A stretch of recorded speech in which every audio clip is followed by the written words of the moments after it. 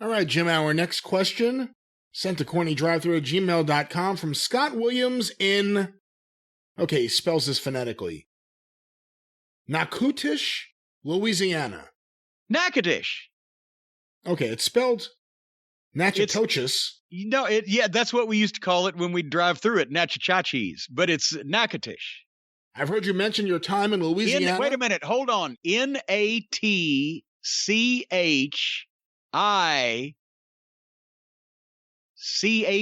Toches. Sorry. Anyway, go ahead. I've heard you mention your time in Louisiana, including Shreveport and Alexandria. I was wondering if you had any recollection of my hometown of Natchitoches, which you would have passed by on your way from one to the other. I have a childhood memory of an early 80s show in Natchitoches that featured the Midnight Express and Hercules versus the Rock and Roll Express and Jim Duggan. I was just a young lad then, so my memory could be faulty, and I welcome being corrected if I have this wrong.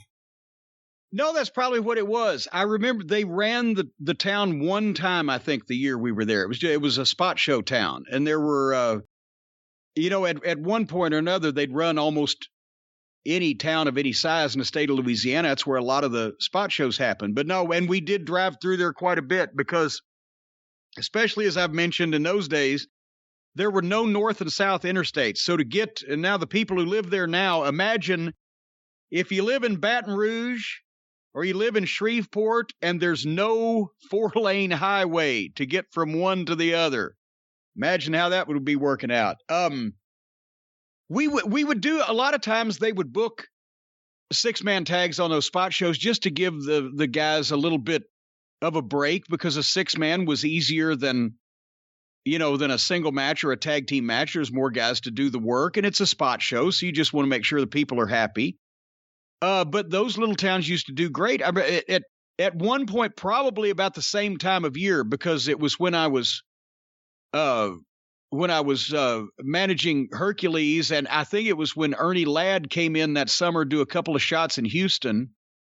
But we had a 6-man tag with the Rock and Roll and Hacksaw Duggan against the Midnight Express and Ernie Ladd in Bogalusa, Louisiana.